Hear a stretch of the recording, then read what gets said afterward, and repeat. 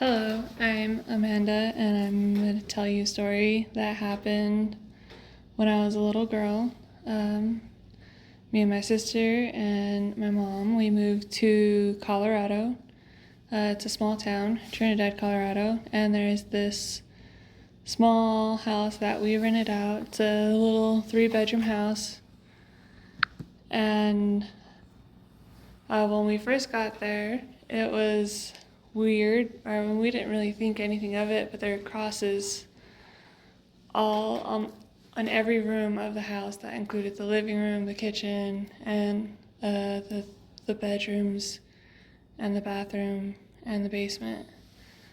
We didn't think anything of it. We just thought the owners were super, super religious. So, and since we didn't own the home, we just left the crosses alone. Anyways, a few weeks while we're there, we've had some weird things happen.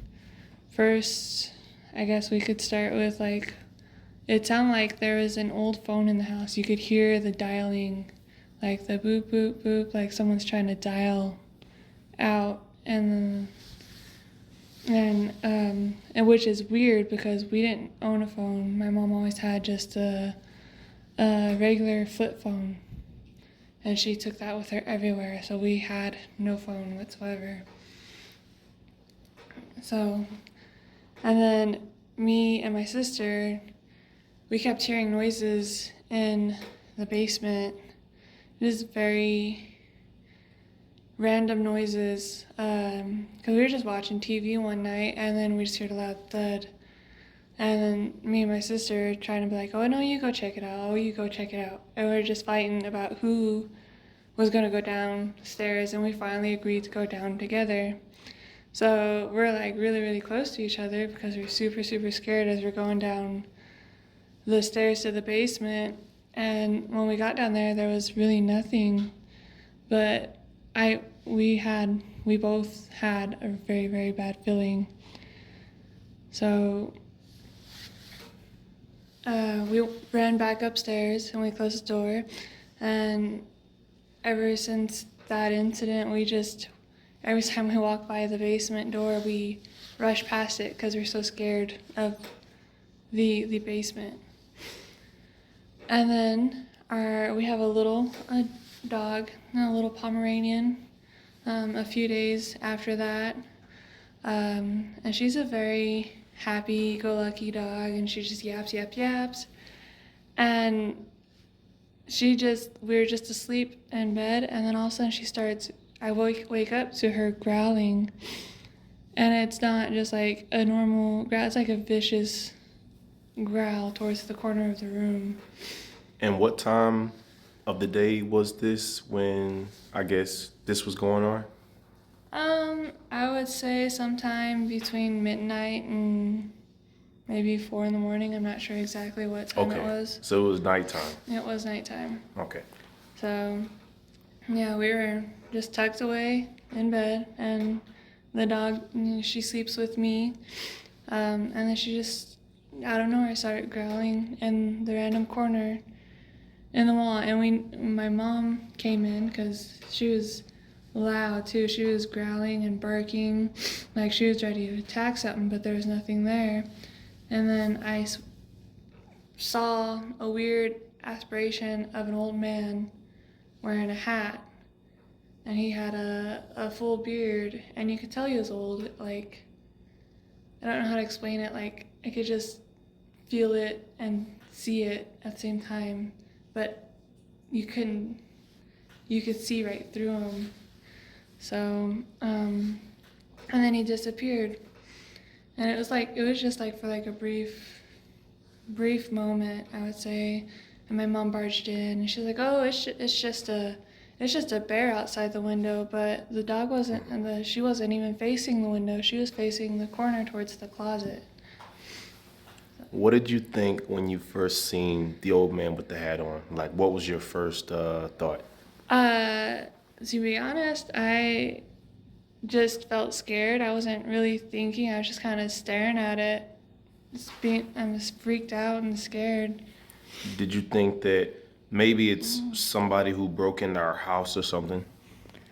No, I just there's no way, because I mean it was, you could see right through him, so there's no way that you could think that it was an actual living person. Gotcha. Okay. And uh, I'm guessing you were pretty upset at your mom when she was like, "Oh, it's just a bear." Because I don't know if I was to see that, and I know that it's not a real person, and my mom's like, "Oh, it's nothing." Like what? I know what I seen. Well, yeah, I mean, I was upset because I told her about it, but she didn't believe me. She didn't want to believe me. She chose not to believe me, essentially, and that made me upset because I knew what I saw. I wasn't dreaming. I wasn't sleepwalking or anything. It's kind of hard to sleep when you got a dog that's barking, and you know that I wasn't sleeping because she woke up from the dog barking Yeah. and ran to the room to check on us. So that in itself tells you. How was your sister reacting? She was just as scared. She didn't even want. We slept on bunk beds, so she was on the top bunk while I was on the bottom one. And right after that, we both crawled on top of the top bunk, and we brought the dog with us, and we slept together. Like it took us a while because we just tried talking to each other to try and get rid of the feeling, because we still had that feeling like there was something in the room. And the dog, every once in a while she's never done that before. She's usually a very, very happy dog. So we were just scared. So we cuddled up closer to the dog because we were like, okay, she'll know if this thing or whatever is back. So we made sure we were around her when that happened. A few days later, we've had random things happen where pictures are off the wall. And it's not just like thrown off the wall. It's just like gently, like you could hear it fall, but it would be placed up on the wall like it was purposely put there, like but on the floor, Gotcha. leaning up on the wall. Okay. So They didn't completely fall flat on their face or on their back. They fell, but they were still angled to where they could sit up and you can see them. yes. And then another night we were sleeping and we have this old box TV where you could put VHS tapes in it. It is randomly turned on for no reason at night, and the volume blasted the whole room. The volume kept turning up, and it startled me and my sister. We both jumped out of our beds, and she being on the top bunk, she like jumped from the top of the bunk and onto the floor, freaking out, and we're both like looking around, panicking. And the dog wasn't with us at the time. She was with our mom, sleeping in there. And I've never wanted a dog to sleep with me again. So like I turned it off, and then we both crawled in the same bed again. And then you could hear, like it turned on again, but this time the volume wasn't as loud. So we thought that was strange, and we stayed up all night because we were so scared, because we didn't know what was going to happen next. And at this point when this happened, y'all knew for a fact it was the old man. Yes, we knew. We knew that the place was haunted. Even my mom, she didn't want to admit to it, but she knew it was haunted because one day we were sitting there watching TV, and we told her about the TV. And she's like, oh, it's not haunted, it's nothing. And then right as she said that, the lights in the house flicker, and you can actually hear the switches flipping on and off, but they weren't, because I was physically right there standing next to it looking at it. And my mom froze right as she said that, and the second it stopped, she's like, yeah, it's not haunted. And you could tell she was scared. you could see it on the look on her face, but she was finding some way to pretend that it's not there.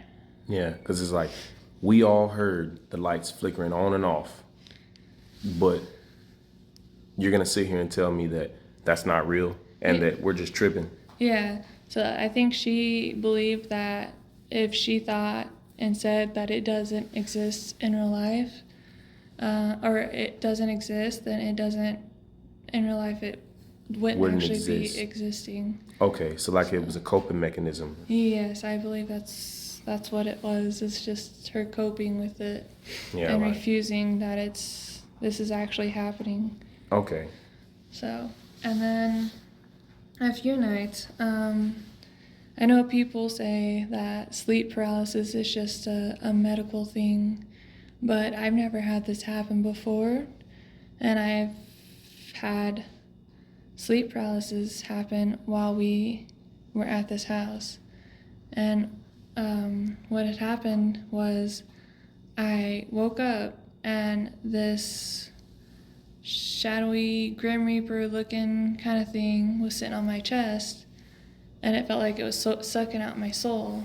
And at the same time, I'm looking over him, like you could kind of see through it. It was more like a shadowy, but I could tell it's like because you could see the outline of its face. But like right behind it, you could see the cross kind of start tilting off. So it was no longer in its the proper position, standing upright. Yeah. It started tilting off to the side. And, I was freaking out, but I couldn't talk. I couldn't breathe. And I was trying so hard to breathe. It felt like the thing was trying to suck out my soul. So it's sitting on top of you, sucking out your soul, and you just see the cross start slowly turning. Yes. And I'm over here freaking out, and I'm trying to call for help. And I couldn't verbally call out for help, no matter how much I tried. And then finally, it's just like something snapped, and I broke free, and I'm yelling for my mom. She comes running in, and she's like, what's wrong? And I told her what happened. Oh, she's like, oh, it's just sleep paralysis. Maybe you just didn't get enough sleep, and then that happened. And I was like, well, why is the cross still sideways? It was still not in the proper position. I was like, why is it off to the side like that still? Like it's sideways. It's not standing upright, it's just sideways. And my mom's like, well, maybe there was a little earthquake. I was like, no. I was like, an earthquake wouldn't do that. It would shake the whole house if it was strong enough to move that cross like it did. Yeah, mom's still trying to cope and tell herself it's not real. Yes, pretty much. But it's funny because I haven't had sleep paralysis since we moved from the house. But regarding the crosses, though, like literally the next day, we found all the crosses in the house upside down. And that essentially, like especially after what just happened with the sleep paralysis and the cross going sideways, finding all the crosses in the house upside down, it scared the hell out of me. Like we were like at this point, I could see the panic on my mom's face, and I was panicking, and my sister was panicking, and we didn't know what the hell was going on or what to do. Did y'all ever talk to your stepdad about it? So we did, but he's the type to, no matter what happens, he will refuse to believe in that stuff. I don't know if he feels like, if he's the type to, if you believe it, you give it power or whatever, or if he just genuinely just does not care that this stuff is happening and has an explanation for everything. Like he says it's probably the pipes in the house or something shaking, and it's causing the walls to vibrate, or stuff like that. Like he'll come up with some crazy stuff but I told him, I was like, well, wouldn't you hear the pipes shaking if it's an old house? Like you would hear that. So Do you think that I guess his view on all of that had an effect on your mom's views? Like, do you think that's why she was kind of like, oh no, it's not real? Or do you think she was just, as we said earlier, just coping because she was afraid? I think she was just coping, and I think it helped her believe that coping because he insisted that it wasn't real. And he's just like I said, he's the type he wouldn't believe even if it happened in front of him. Like, he would just be like, oh, that was just the wind or something like that. And he's not, I don't know how to explain. Like, we talked to him, but there was only so much we talked to him about because we weren't really that close with him. Yes, because he's the stepdad, so we weren't that close quite just yet. I got you. It's not like y'all grew up with him y'all whole life. It's like, oh, he just kind of sort of just got here. Yes, and then a lot of times, most of the time, he was working. Yeah, so you didn't really have time for no nonsense. That's what he called it. It's just a bunch of nonsense is what it was, and he told us we watch way too much TV. Dang. I was like, no, we don't watch that much TV. We're always playing outside usually. My mom kicks us out of the house when we're younger and be like, go play. Yeah. And all that stuff. But, anyways, like, so, like, with that, like, I've had a few incidents where I've woken up randomly with bruises. And at first, we're like, oh, you're anemic, you just got low iron intake, but and I will admit that I am slightly anemic, but that still doesn't explain the night where it felt like something had grabbed my legs and locked them together and I couldn't break free. Like, it just randomly happened while I was sleeping in the middle of the night. And a lot of these events take place at night. And it just locked my legs in place, and I tried, and I started screaming because it was hurting. And it hurt so bad, like I was crying. And my sister and my mom couldn't figure out what the heck was going on. And then finally it just kind of let go, and then my whole legs were covered in like bruises. It's not just like light bruises, but they're like deep, dark bruises up and down my legs. Can you try to help paint a description or a verbal description of how it felt when it did it? Like, was it like someone put cuffs on your ankles or your legs, or was it like a really strong man had grabbed your legs and just was squeezing really hard, or how was it? It just felt like something had like bound my legs together, like a rope or something. Kind of like a rope, but not. It wasn't a rope. I don't know how to explain it. Just like. Yeah, but it was something that definitely was restraining you pretty tight. Yes, and it was hurting too. It hurt so bad, like I couldn't even move my legs. All I could do was just cry because it hurt so bad.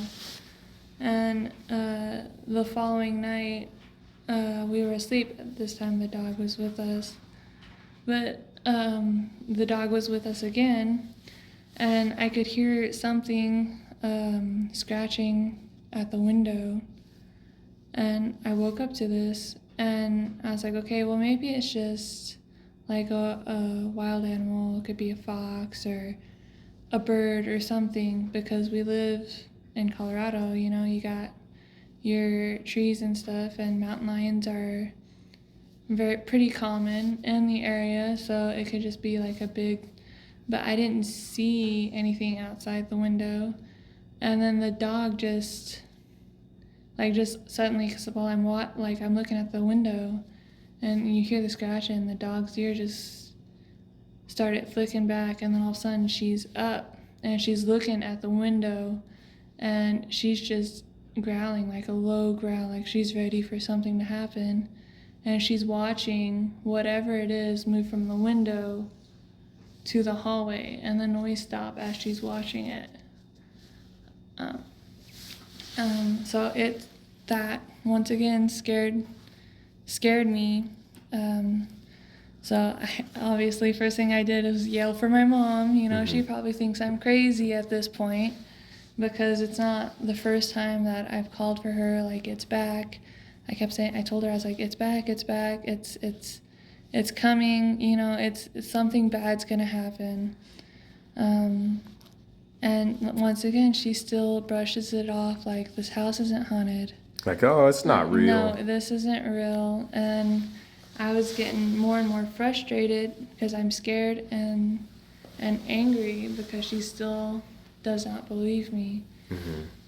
And it always seems like, I don't know, like the second she comes, it just kind of disappears.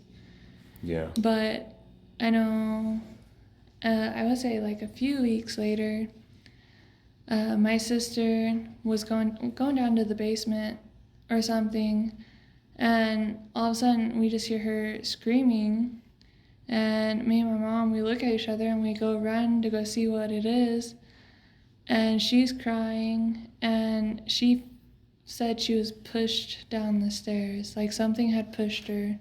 She said she could feel something push her down the stairs, like, I don't know if she felt like its hands or something on her back, but she said it just pushed her from her back, on the back, and she fell down the stairs. And at this point, like, I was just done. I told my mom, I was like, I don't want to be here anymore. And I think at my mom finally's like agreed, like, yeah, we need to leave, because we had to take my sister to the hospital for a sprained ankle. Oh, she sprained her ankle when she got pushed. So, and then because at this point it's getting physical. It's not just, you know, stuff moving from one spot to another. Yeah, it's like your daughter has a broke ankle or a sprained ankle now. So it's like you got to start thinking it's a little serious. Yes. So, we had finally moved out of that place. And ever since then, like, everything just stopped. We stayed at like we moved into like a small 1-bedroom apartment after that, and everything just stopped. There was none of that anymore. Like, we didn't have to worry about any of it. So after moving, yeah, everything stopped, and it was, you know, for a fact that it was that house in Trinidad that was just haunted or had some weird evil energy on it. Yes. I know for a fact. And then also, as we got older, Mom later admitted, she's like, well, I won't lie, I felt like that's like something, like a shadowy figure would watch her from the foot of the bed and would just watch her sleep. Oh, so she finally admitted it. Yeah, like, she finally admitted. She's like, yes, that house is haunted. And I think we finally just talked about it now that we're older. Yeah. And I think now that also time has gone by and we haven't had any other experiences. Yeah. So we both were like, yeah, that house is haunted. There's no way it could not have been, because there's too many crazy stuff happening there. So